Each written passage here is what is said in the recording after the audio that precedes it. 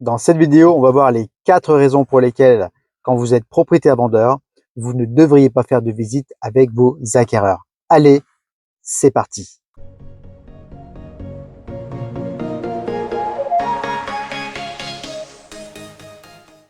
La raison numéro 1, c'est la parole, c'est l'expression. En effet, quand les propriétaires vendeurs sont présents sur place, les acquéreurs, en principe, ça va les bloquer. Ils auront du mal à s'exprimer. Ils auront du mal à dire leur ressenti. Ils auront du mal à échanger entre les deux. Et nous, c'est tout le contraire que l'on veut.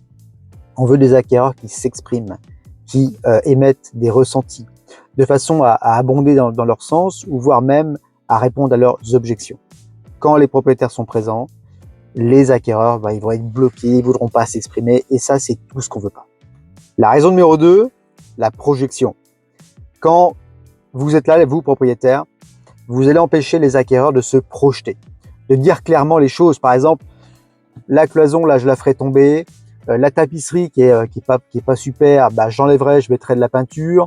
Je refais la cuisine, je refais la salle de bain. Bon, il est clair que quand vous avez les propriétaires vendeurs qui sont là, eh bien, vous aurez du mal, vous, acquéreurs, à vous exprimer, à dire clairement votre ressenti et à vous projeter dans le bien.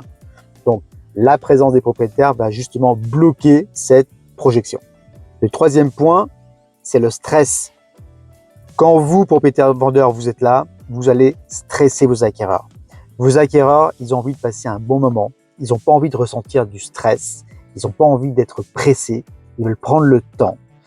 Ils veulent prendre le temps d'ouvrir le lave-vaisselle pour voir s'il est propre, de vérifier la tuyauterie pour voir s'il n'y a pas des fuites, de tester les robinets, de tester, je sais pas moi, les doubles vitrages, les volets roulants, etc.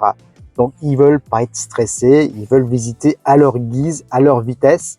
Et il est clair que quand on a des propriétaires qui sont là, forcément, vous rentrez chez eux, vous avez l'impression vraiment de rentrer chez un occupant et ça va vous bloquer, ça va vous stresser. Le quatrième point, il est important, c'est la distraction, c'est le focus.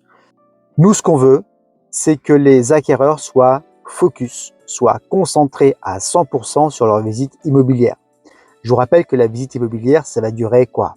30, 45 minutes, 1 heure, peut-être décisive pour leur futur achat immobilier dans laquelle ils vont injecter 100, 200, 300, 500 000 euros. Donc, il faut que cette heure de visite soit ultra focus. Il faut que les acquéreurs ne soient pas dérangés par qui que ce soit et quoi que ce soit. Et le souci, quelquefois, c'est qu'on a des vendeurs qui ont envie de parler, qui ont envie de s'exprimer, qui quelquefois veulent survendre aussi un petit peu le bien, qui vont distraire les acquéreurs, qui vont les emmener sur des sujets de conversation qui ne les intéressent pas, qui ne les concernent pas. Nous, ce qu'on veut, ce sont des acquéreurs 100% focus. Donc, il y a des attitudes à avoir. On va vraiment les laisser visiter tranquillement, sans les stresser. Ils vont prendre le temps. On va répondre uniquement et seulement à leurs questions de manière concise et précise. C'est tout. On a vu donc les 4 principales raisons pour lesquelles il n'est pas judicieux, quand vous êtes propriétaire vendeur, de vouloir faire vos propres visites à vos potentiels acquéreurs. Et je vous invite effectivement dans ce cas-là à traiter avec un médiateur, avec un intermédiaire, par exemple une agence immobilière. Et l'agent immobilier, le conseiller immobilier, effectivement, lui, il aura une vision externe. Il sera détaché émotionnellement de votre bien. Il va prendre le temps de faire visiter à vos acquéreurs votre bien immobilier de manière précise, en répondant à toutes leurs questions. Et ce sont les meilleures conditions pour permettre à vos acquéreurs de se projeter dans votre bien. Et puis s'il faut, ils reviendront visiter une seconde fois avec peut-être un artisan. Et dans ce cas-là, effectivement, lors de la revisite, ça peut être judicieux que vous, propriétaire vendeur, vous soyez présent pour répondre à des questions peut-être un petit peu plus précises, un peu plus pointues, et puis aussi de façon à rassurer aussi vos acquéreurs. Les acquéreurs aiment bien savoir finalement qui sont les propriétaires occupants, qui habitent là. Donc, dans un second temps, votre présence sera peut-être requise.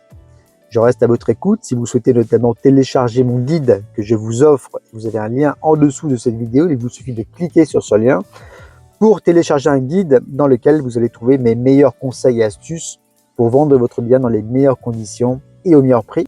Et puis, si vous avez un projet immobilier sur le secteur Moulins à Vent ou un petit peu plus large que ce secteur-là, Je reste naturellement à votre écoute pour discuter avec vous de votre projet, que vous soyez acquéreur et vendeur, et puis également pour procéder à une estimation de votre bien immobilier. Merci pour votre écoute et je vous dis à très bientôt dans une prochaine vidéo. Allez, bye bye!